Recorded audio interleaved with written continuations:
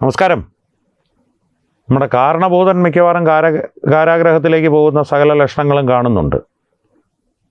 കാര്യം ഈ പറയുന്ന പോലെ മുജ്ജന്മത്തിലെ ശത്രുക്കളാണ് ഈ ജന്മത്തിൽ മക്കളായി വന്ന് പിറക്കുന്നതെന്ന് പറഞ്ഞതുപോലെ മുജ്ജന്മത്തിലെ ശത്രുക്കൾ ഈ ജന്മത്തിൽ പിതാവായി വന്ന് പിറക്കുമോ എന്നുള്ള ചിന്തയിലാണ് ഇപ്പോൾ നമ്മുടെ കാരണഭൂതൻ്റെ മകൾ വീണ എന്നാണ് നമുക്ക് മനസ്സിലാക്കുവാൻ സാധിക്കുന്നത്. കാരണം ഈ CMRL എക്സാലോജിക് അഴിമതി മാസപ്പടി കേസ് ഉയർന്നു വന്ന നിമിഷം മുതൽ തന്നെ തത്വമൈ ന്യൂസ് പറഞ്ഞിരുന്നൊരു കാര്യമുണ്ടായിരുന്നു. വീണാ വിജയന് പ്രത്യേകിച്ച് കരിമണൽ കർത്തയ്ക്ക് എന്തെങ്കിലും ഒരു സാങ്കേതിക സഹായം നൽകുവാനുള്ള അത്ര പരിജ്ഞാനമൊന്നുമില്ല, അവരുടെ കമ്പനിക്കും അതില്ല. വീണാ വിജയന് നേരിട്ട് കൈക്കൂലി കൊടുക്കേണ്ട കാര്യം, എന്തെങ്കിലും കാര്യസാധ്യത്തിനായി കൈക്കൂലി കൊടുക്കേണ്ട കാര്യം കരിമണൽ കർത്തയ്ക്കുമില്ല. അടിസ്ഥാനപരമായിട്ട് വീണാ വിജയനും വീണാ വിജയൻ്റെ കമ്പനിയും ഇടനിലക്കാർ മാത്രമാണ്. ഇതിൻ്റെ ഗുണഭോക്താവ് എന്ന് പറയുന്നത് ഈ കൈക്കൂലി അല്ലെങ്കിൽ മാസപ്പടി അല്ലെങ്കിൽ സേവനത്തിലുള്ള പ്രതിഫലം എന്താണെങ്കിലും നിയമം അത് ഇന്നതാണ് എന്ന് ചൂണ്ടിക്കാണിച്ച് വിധി പറയുന്നത് വരെ അത്തരത്തിലുള്ളൊരു സംശയത്തിൻ്റെ ആനുകൂല്യം നാം നൽകുന്നു. പക്ഷേ മാസപ്പടി തന്നെയാണ് എന്നുള്ള കാര്യം ഉറപ്പാണ്. ഇത്തരത്തിലുള്ള ഈ തുക കൈമാറ്റം എന്തായാലും സാങ്കേതിക വിദ്യയുടെ കൈമാറ്റത്തിനാവില്ല, സാങ്കേതിക വിദ്യയെ സംബന്ധിച്ചുള്ള സഹായങ്ങൾക്കാവില്ല, സർവീസിനാകില്ല. മുഖ്യമന്ത്രിയായ പിണറായി വിജയന് ഉള്ള മടക്ക് തന്നെയായിരിക്കും. അതിൻ്റെ ഗുണഭോക്താവ് ആത്യന്തികമായി പിണറായി വിജയൻ തന്നെയായിരിക്കും എന്നുള്ള കാര്യം ഉറപ്പാണ് എന്ന് ആദ്യം മുതലേ തത്വമൈ ന്യൂസ് പറഞ്ഞിരുന്നു. അത്തരത്തിലുള്ളൊരു സംശയം പോലുമല്ല പ്രകടിപ്പിച്ചിരുന്നത്. ഇതിന് മറ്റൊരു മാനദണ്ഡമില്ല. ഈ കേസിൻ്റെ പിന്നാലെ ഈ കേസുമായി നടന്ന ശ്രീ ഷോൺ ജോർജ് ആദ്യം മുതലേ പറഞ്ഞിരുന്നു ഇത് കൈക്കൂലിയാണെന്ന് നാട്ടുകാർക്ക് മുഴുവൻ അറിയാം, ഇതുവരെ അറിയാത്തത് പിണറായി വിജയന് മാത്രമാണ് എന്ന് അദ്ദേഹം പരിഹസിച്ചിരുന്നു ഈ കഴിഞ്ഞ ദിവസം.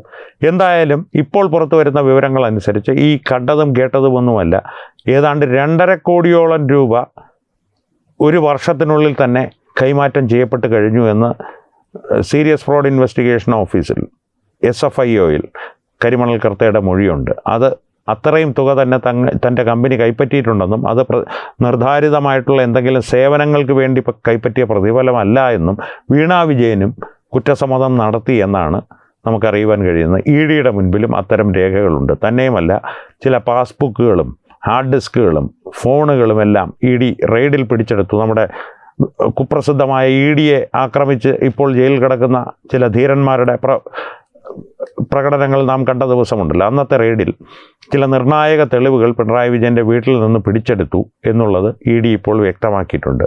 പിണറായി വിജയൻ്റെ വീട്ടിൽ നിന്ന് എന്നാണ് അവർ പറയുന്നത്. പിണറായി വിജയൻ്റെ വാടക വീട്ടിൽ നിന്നാണ്. പിണറായി വിജയൻ ആ സമയത്ത് പ്രതിപക്ഷ നേതാവിൻ്റെ ഔദ്യോഗിക വാസസ്ഥലമായ കണ്ടോൺമെൻറ്റ് ഹൗസ് VD സതീശൻ ഒഴിയാത്തത് കൊണ്ട് തിരുവനന്തപുരത്ത് ഒരു വാടക ഗൃഹത്തിൽ താമസിക്കുകയായിരുന്നു.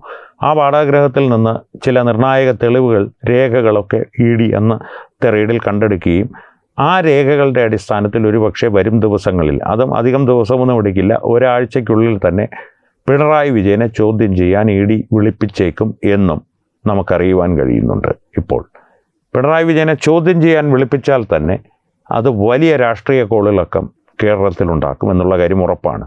ഇനി പിണറായി വിജയനെ പ്രതിപട്ടികയിൽ ചേർക്കുക കൂടി ചെയ്തു കഴിഞ്ഞാൽ പിണറായി വിജയൻ്റെ പ്രതിപക്ഷ നേതാവ് എന്ന സ്ഥാനം തന്നെ സംശയത്തിലാകും, തുലാസിലാകും. ഇപ്പോൾ തന്നെ പാർട്ടിക്കകത്ത് പിണറായി വിജയനെ പ്രതി വലിയ രീതിയിലുള്ള അതൃപ്തികൾ നിലനിൽക്കുന്നുണ്ട്.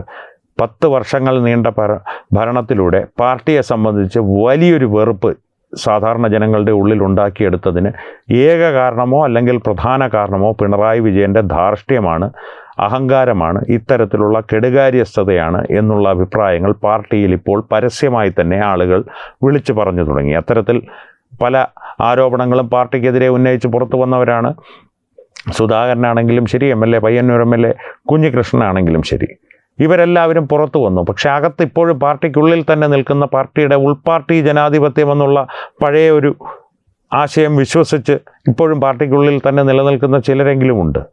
അവർ ഇപ്പോൾ ഭയം വിട്ടകന്ന് പിണറായി വിജയനെതിരെ ശബ്ദിച്ചു തുടങ്ങിയിട്ടുണ്ട്. പിണറായി വിജയൻ്റെ പിണിയാളുകളായിട്ടുള്ള വിനീതദാസന്മാരായിട്ടുള്ള ഗോവിന്ദൻ മാഷിനെതിരെയും ഒക്കെ അവർ ശബ്ദിച്ചു തുടങ്ങിയിട്ടുണ്ട്. എന്തിനേറെ പറയുന്നു, സ്വരലയ കേസിൽപ്പെട്ട് നാട് കടത്തപ്പെട്ട് പിണറായി വിജയന് എന്നും അനിഷ്ടക്കാരുടെ പട്ടികയിൽപ്പെടുത്താൻ ഇഷ്ടമുണ്ടായിരുന്ന MA ബേബി ഒടുവിൽ പിണറായി വിജയൻ്റെ വിനീത വിധേയനായി തിരികെ എത്തി പാർട്ടിയുടെ ദേശീയ ജനറൽ സെക്രട്ടറിയായി മാറി. പിണറായി വിജയൻ്റെ അനുഗ്രഹാശിസുകൾ എങ്ങനെയെങ്കിലും വാങ്ങിക്കൂട്ടി. ഇപ്പോൾ MA ബേബി പോലും പല രീതിയിലുള്ള ഒളിഞ്ഞും തെളിഞ്ഞും പിണറായി വിജയനെ കുത്താൻ കിട്ടുന്ന അവസരങ്ങളിലെല്ലാം കുത്താറുണ്ട്. അടിസ്ഥാനപരമായിട്ട് അതുകൊണ്ട് തന്നെയാണ് പറഞ്ഞത്, ചോദ്യം ചെയ്യാൻ വിളിപ്പിച്ചാൽ തന്നെ കേരളത്തിൽ വലിയ രാഷ്ട്രീയ കോളിളക്കങ്ങളുണ്ടാകും. അതാദ്യം ആ കോളിളക്കത്തിൻ്റെ ഒരു അലയൊലികൾ തുടങ്ങുക ഒരുപക്ഷെ പിണറായി വിജയൻ്റെ സ്വന്തം പാർട്ടിക്കുള്ളിൽ നിന്ന് തന്നെയായിരിക്കും. പ്രതിപട്ടികയിൽ പിണറായി വിജയൻ്റെ പേര് ചേർത്താൽ വലിയ രീതിയിലുള്ള പ്രക്ഷോഭങ്ങൾ തെരുവിൽ നാം കാണേണ്ടി വരും. പ്രത്യേകിച്ച് BJPയുടെ ഭാഗത്ത് നിന്ന് പിണറായി വിജയൻ പ്രതിപക്ഷ നേതാവിൻ്റെ നേതൃസ്ഥാനം രാജിവെക്കുക എന്നുള്ള ആവശ്യം ഉന്നയിച്ചുകൊണ്ട് MLA സ്ഥാനം പോലും രാജിവെപ്പിക്കേണ്ടതാണ്.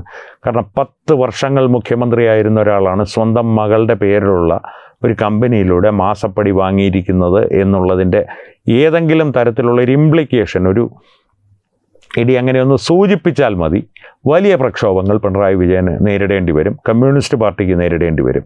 VD സതീശൻ്റെ സർക്കാർ അത് കണ്ട് ചിരിച്ചുകൊണ്ട് ഇരിക്കുകയല്ലാതെ പ്രത്യേകിച്ചുള്ള പ്രതിരോധങ്ങളൊന്നും അവർ പിണറായി വിജയന് ചുറ്റും തീർക്കുമെന്ന് എനിക്ക് തോന്നുന്നില്ല. അത് BJPയോടുള്ളൊരു ഭയം കൊണ്ടോ പിണറായി വിജയനോടുള്ളൊരു സ്നേഹം കൊണ്ടോ അല്ല. VD സതീശനെ സംബന്ധിച്ച് പിണറായി വിജയൻ ഇപ്പോൾ ഉപയോഗശൂന്യമായിട്ടുള്ള ഒരു ഉപകരണമാണ്. തിരിച്ച് പരസ്പര ധാരണയിലായിരുന്നു ഇവർ എല്ലാ കാലത്തും മുന്നോട്ട് പോയിരുന്നത്. ഇപ്പോൾ VD സതീശനെ സംബന്ധിച്ച് പിണറായി വിജയനെ കൊണ്ട് വലിയ പ്രയോജനമൊന്നുമില്ല. അതുകൊണ്ട് തന്നെ അദ്ദേഹത്തിന് സംരക്ഷണം ഒരുക്കേണ്ട യാതൊരു ബാധ്യതയും VD സതീശൻ സർക്കാരിനില്ല. ഇനി വ്യക്തിപരമായിട്ട് രമേശ് ചെന്നിത്തലയ്ക്ക് എന്തെങ്കിലും താല്പര്യം അതിലുണ്ടെങ്കിൽ പിണറായി വിജയന് BJPയുടെ പ്രക്ഷോഭത്തിൻ്റെ ചൂടിൽ നിന്ന് ഒരല്പസ്വല്പം രക്ഷയൊക്കെ പോലീസിലൂടെ അദ്ദേഹം ഒരുക്കി കൊടുക്കും. എന്ന് വെച്ചാൽ നാളെ BJP പ്രവർത്തകർ പിണറായി വിജയനെ വീട് കയറി തല്ലുമെന്നല്ല ഞാൻ പറഞ്ഞുകൊണ്ടിരിക്കുന്നത്. ഏത് തരത്തിലുള്ള സമരാഭാസമാണോ പിണറായി വിജയൻ EDക്കാർക്കെതിരെ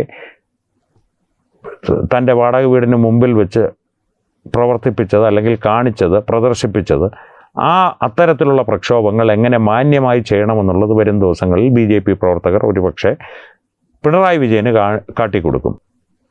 പ്രൊവൈഡഡ് അദ്ദേഹത്തെ ചോദ്യം ചെയ്യാൻ ED വിളിപ്പിച്ചാലോ അല്ലെങ്കിൽ പ്രതിപട്ടികയിൽ അദ്ദേഹത്തിൻ്റെ പേര് ചേർത്താലോ. എന്തായാലും വരും ദിവസങ്ങളിൽ ഈ സംഭവം കൂടുതൽ ഉദ്വേഗജനകമായി തന്നെ വികസിക്കുമെന്നുള്ള കാര്യം ഉറപ്പാണ്. ഇപ്പോൾ നമ്മുടെ മുമ്പിൽ വ്യക്തമായി ലഭ്യമായ വാർത്തകളെന്ന് പറയുന്നത് അടിസ്ഥാനപരമായി ഇത് മാസപ്പടി തന്നെയാണ് താൻ കൊടുത്തത് എന്നുള്ളത് തത്വത്തിൽ കരിമണൽ കർത്ത EDക്ക് മുമ്പിലും അതിനു മുൻപ് SFIOയ്ക്ക് മുൻപിലും സമ്മതിച്ചു കഴിഞ്ഞു.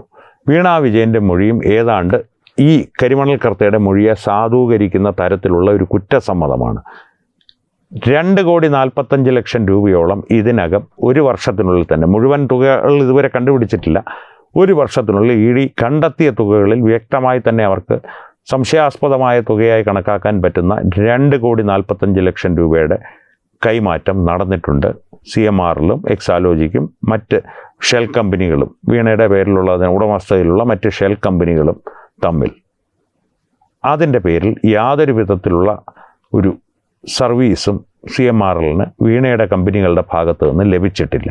ഇത്രയും കാര്യങ്ങൾ വളരെ വ്യക്തമായി രേഖാമൂലം സാക്ഷിമൊഴികൾ അല്ലെങ്കിൽ ചോദ്യങ്ങൾക്കുള്ള ഉത്തരങ്ങളായി കരിമണൽ കർത്തയിൽ നിന്നും കുറ്റസമ്മതം പോലെ തന്നെ വീണാ വിജയനിൽ നിന്നുമൊക്കെ EDക്ക് ലഭിച്ചിട്ടുണ്ട്. SFIOയിൽ നടത്തിയ കുറ്റസമ്മതമോ അല്ലെങ്കിൽ മൊഴികളോ എല്ലാം അതിൻ്റെ പകർപ്പുകളും EDക്ക് ലഭിച്ചിട്ടുണ്ട്. അതിൻ്റെ അടിസ്ഥാനത്തിൽ അന്വേഷണം പിണറായി വിജയനിലേക്ക് അതിരിക്കുവാനുള്ള സാധ്യത വളരെ കുറവാണ്. പിണറായി വിജയൻ ഒരുപക്ഷെ വലിയ താമസമില്ലാതെ പ്രതിപട്ടികയിൽ പേര് കണ്ട് ആനന്ദിച്ച് അദ്ദേഹത്തിൻ്റെ ഭരണകാലത്തെ നേട്ടങ്ങളെക്കുറിച്ചോർത്ത് ഉൾപ്പുളകം കൊണ്ട് EDയുടെ മുമ്പിൽ തലകുനിച്ച് ഇരിക്കുന്നൊരു കാഴ്ച AI വരച്ചെങ്കിലും നമുക്ക് കാണുവാൻ സാധിക്കും. കാരണം എന്ന് വെച്ചാൽ EDയുടെ ചോദ്യം ചെയ്യലിന് നമുക്ക് ക്യാമറ കൊണ്ട് വെച്ച് ചിത്രം പകർത്താനൊക്കെ ഇല്ല, അത് മോശമില്ലേ? അവരനുവദിച്ചാൽ പോലും, അല്ലെങ്കിൽ CCTV ഹാക്ക് ചെയ്യേണ്ടി വരും. അത്രയും വലിയ ഹാക്കേഴ്സൊന്നും കേരളത്തിലുണ്ടെന്ന് എനിക്ക് തോന്നുന്നില്ല. എന്തായാലും AIയിൽ അത്തരത്തിലൊരു ചിത്രം നിർമ്മിച്ച് മാധ്യമങ്ങൾ പ്രദർശിപ്പിക്കുന്നത് ഞാൻ ഭാവിയിൽ കാണുന്നു. ഇങ്ങനെ രൂക്ഷമായിട്ട് അല്ലെങ്കിൽ ഒരു കടുത്ത മുഖത്തോടു കൂടി ഇങ്ങനെ ഇരിക്കുന്ന പിണറായി വിജയൻ, ED ഉദ്യോഗസ്ഥർ ഇങ്ങനെ വിരൽ ചൂണ്ടി ഉത്തരം പറയൂ പിണറായി കാരണഭൂതമേ എന്നുള്ള രീതിയിൽ നിൽക്കുന്ന ഒരു സാങ്കല്പിക ചിത്രം, പ്രതീകാത്മക ചിത്രം ഞാൻ ഭാവനയിൽ കാണുന്നു. എത്രയും പെട്ടെന്ന് അത് കാണാനുള്ള അവസരം കേരളീയർക്കും ഉണ്ടാകട്ടെ എന്ന് പ്രാർത്ഥിച്ചുകൊണ്ട് തൽക്കാലം ഈ വിഷയത്തിൽ ഇത്രമാത്രം. ഈ വിഷയത്തെ സംബന്ധിച്ച് പ്രേക്ഷകരുടെ അഭിപ്രായങ്ങൾ തീർച്ചയായും കമൻറ്റുകളിലൂടെ ഞങ്ങളുമായി പങ്കുവയ്ക്കുക. ഒപ്പം വീഡിയോ ലൈക്ക് ചെയ്യുക, പരമാവധി ആളുകളുമായി വീഡിയോ പങ്കുവയ്ക്കാനായി ഷെയർ ചെയ്യുക. ഏറ്റവും പ്രധാനപ്പെട്ട കാര്യം, തത്വമയി ന്യൂസിൻ്റെ യൂട്യൂബ് ചാനൽ നിങ്ങൾ ഇതുവരെ സബ്സ്ക്രൈബ് ചെയ്തിട്ടില്ലെങ്കിൽ തീർച്ചയായും സബ്സ്ക്രൈബ് ചെയ്തിട്ടുണ്ടെന്ന് ഉറപ്പുവരുത്തുക. അപ്പോൾ ഈ വിഷയത്തിലും മറ്റു വിഷയങ്ങളിലും സംവാദങ്ങൾ തുടരട്ടെ. വീണ്ടും കാണാം. നന്ദി, നമസ്കാരം.